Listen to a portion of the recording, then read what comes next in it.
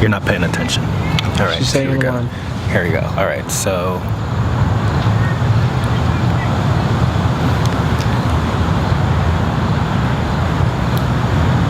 So we're doing a little convertible mukbang, and I'm having a veggie burger, and I'm having this locally grown tomato, and I'm having basil that I grew in my own house. And Ethan, I am having sushi that is, it's a vegetarian roll, and then there's also a cucumber avocado roll, and then I'm also having a veggie burger as well. You know, I don't mind mixing my foods. Like, I think anything goes with anything, so that's why for me, we'll figure out what people think about that. And I'm also having some water. I don't care what people think about the type of foods I eat. I'm vegan, that should be enough. Can I have some water? So we actually have a couple of things that we wanted to talk about in the video today. And so first we got up this morning and we went for a run. And talk about that, Ethan. What was that like for you? Today we ran all of Belle Isle. Just about like every inch to the outer most road that you could honestly take through bridges and dirt roads and everything, and it was a long run. We actually ended up running across some bridge. We didn't know where we were going, and we got stuck. Like, the bridge led basically to nowhere, and so we got stuck, and so we jumped a fence, and I think we ended up on like a golf course. We did, yeah. It was like filled with like ducks. It was so weird because it was like it was obviously somewhere we were not supposed to be. It was a golf course, and there were like all these geese on it. I don't know if anybody ever uses it, but it was pretty well maintained. So I'm thinking that like people actually do use it. So that was interesting. But what do you think? So you've been running. Have you ever run before? I mean, I played football when I was in high school, but I have not like ran for fun. Though I did try to get myself in shape over the summer last year, and that was running just about every other day, only like a mile and a half, and like 2 miles at most, maybe, which took me about a half hour, maybe to an hour of just constantly running. And I thought like that was hard, and like this, you know, this is like a lot more challenging for myself, but I find that it's not as hard as I thought it would be. I thought I would like struggle with it a lot, but I feel like I'm keeping up fairly well. So you ran basically 10 miles, maybe a little more than 10 miles for this whole run. Do you feel like it's because you've been vegan, or do you think that it's like there's something else? Why is it that a big part of it is because I am vegan? All the carbs and energy that I have is energy that I haven't had in the past. You know, I used to feel stuck and slow, but now I feel great, and I don't even feel tired like after my run, for me, which is like something I'm really not used to. I'm used to just wanting to just roll over and sleep, but now it's like a way to just get ready and start my day. It's a good 2 hours work. It's a good 2 hour workout, and then we stretch and stuff at the end. So this tomato is so damn good. I should be wrapping the basil in it, but the basil is good. And so, by the way, this basil, you guys, is from Kearney. So Kearney, if you're watching this, thank you for the basil. It's sweet basil, and there are seeds that he gave us. And so this was the first thing that successfully grew, and now there's a whole bunch of other stuff. Have you had any of this? You want to try it?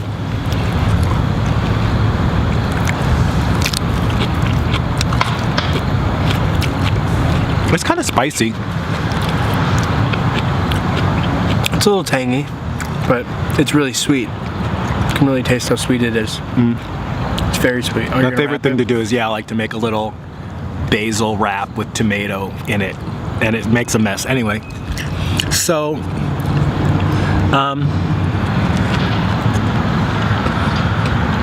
know what?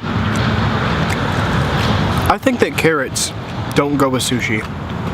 This is the first time that I had the vegetable roll. Usually you just get the cucumber and avocado roll. And this is how a sushi roll should look.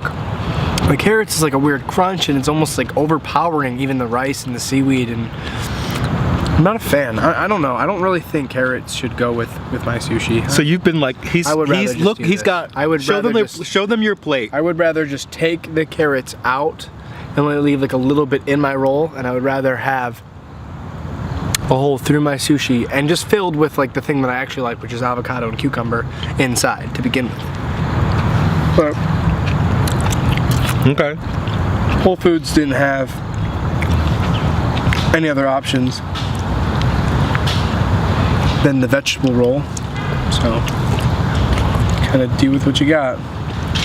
So it's been an exciting week for us. So as usually, we did work on the house today, but the big change for us is that, oh no, I spilled water on the grass. Poor grass. The big change for us is that we started teaching an acting class on Saturday. Did. What do you think about it? I'm excited. I think we're headed in the right direction. We had a lot of participants show up and participate, and everybody seemed to enjoy it very well. And it's great because this class isn't just for actors, right? Like most acting classes are for actors, but this is really open to everybody on all different levels and experiences to really explore your craft and you know, maybe to put these things in your own life where you see fit, even though you might have different art forms and do different things. You know, you're still welcome to participate and will still benefit from it, which is great. Right. So, we did the class, and that was cool. And it was nice to kind of like earn a little bit of a living, to like imagine earning a living by doing something that you love, like teaching theater of the oppressed and using that. Yeah, maybe. That was cool. And then on Monday, we got together and started the official, basically kicked off the Pedagogy and Theater of the Oppressed conference planning. It was the first planning meeting that we have, and it's really about finding people that are local to build a community and form a local committee out of that community to try to do things and get things moving in Detroit, so we have everything set up for the conference in this area. So it's really about finding volunteers and people and artists and people to create, to come participate and perform and do all of those great things. Most of the performers will be compensated, I do believe, but you know, mostly it's about the committee and putting in their time and work and volunteering. So I don't think they're going to be compensated. The artists? I think that people are going to come to the conference. I think people are going to pay to come to the conference and register, and I think that there might be some, you know, keynote. We might have a couple of keynote speakers who will be like get an honorarium for that. But I don't know. I think people are just coming because they love the work and they want to present for the companies that they represent all over the world. But yeah, and I think most people who come to the conference will actually pay to come to the conference. So do keep that in mind. Start saving your money. If you're interested in coming to the conference that me and Ethan are producing together here in Detroit, start saving your money because it's in the end of May. It starts May 30th, and then it goes from 31st to June 4th. So it's gonna be an event, and then we also have alt space, right? So. I don't know about living in places, but come visit us because we will be very close nearby. And we're going to start a fundraiser. So, Ethan, in terms of the amount of work that needs to be done to get the house ready for winter, what do you think?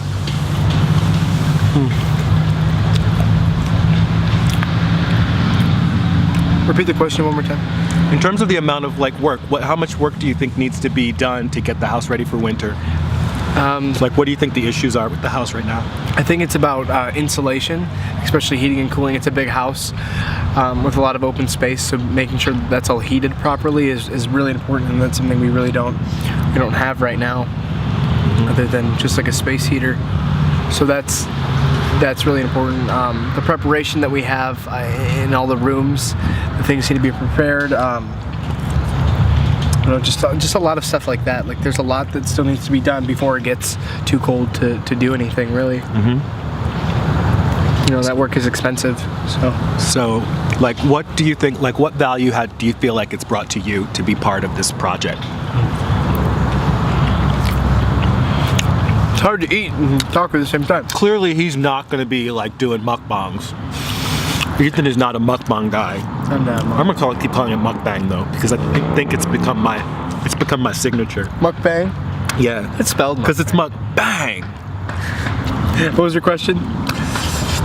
Like what? Like because Altspace is here. Like how do you feel like it's been changing your what has your experience been of Altspace, and how do you feel like it's like? I don't know. I kind of think of it as like my second home. Really, I'm here so much. Plus the goal of Altspace and the values that stand within the house are really strong values that you can't really get unless you come to a place like this. And this is a social justice hub, you know, and activism, including one of the rules of the house is you have to be vegan. Like you have to only bring in like vegan foods and really really only bring that into the house. You know, that's one of the rules. Would you be vegan if there was no Altspace? No. I wouldn't be vegan if there was an Altspace. If there was no Altspace, you would not. Go back to Convertible Part 1, 2, and 3 and you'll see that I have said I would never go vegan. Trust me, I was farthest thing from it, but here I am and I'm happy, so. Do you feel like the space has inspired any other people to go vegan, or? Oh yeah, it definitely has. I mean, because this is kind of like a place for people to go to really learn, and it's so close to Detroit Vegan Soul. You know, my girlfriend went vegan. Her friend stopped drinking milk and like switching over to other products that had like cashew milk or almond milk instead of producing or consuming some of those dairy products that were coming from milk. So it's already impacting people in my own life. You know, it's changing the way my parents have been eating food, kind of cutting back, but not quite there yet, which, you know, is a goal. But yeah, I don't know. I love this space. I love Altspace. So cool. So, what else? What were we going to talk about today? I mean, this is going to be a short one, but I'm just wondering if there's anything else that we want to say to people before we sign out today. I have a question for everybody. Yeah. Why isn't like eating fish vegan? Why isn't eating fish vegan? Why isn't... In terms of... I'm sorry. Let me reword that. Why is it not okay to consume fish? Yes, they're a living being and things like they stand for, but like what's wrong with being a pescatarian? Like what's wrong with consuming fish, really? I'm just curious. Well, like what makes that not okay? I think one thing that you should watch is Seaspiracy, which is Ali Tabrizi's film that talks about the fishing industry. And I think that there's, I mean, like a lot of things, like why is consuming milk problematic? The milk itself isn't eating the animal, but why is consuming milk problematic?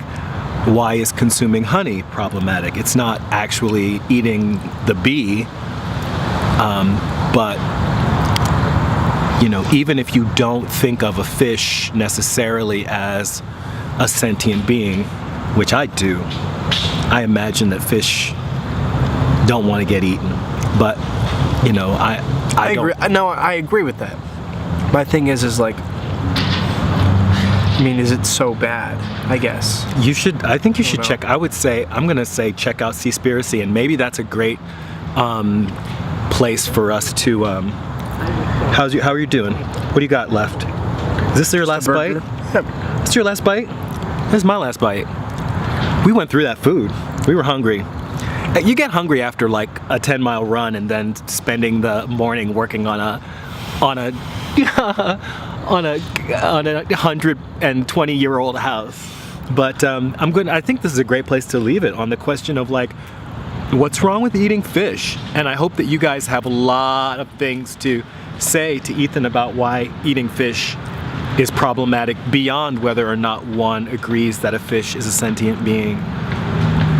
That'd be helpful. That sound cool? All right. Clean plates, y'all. Plates, almost. Carrots. He didn't eat his carrots. I didn't eat my He's not carrots. going to eat those. Those are going to get composted. All right. That's all. Peace.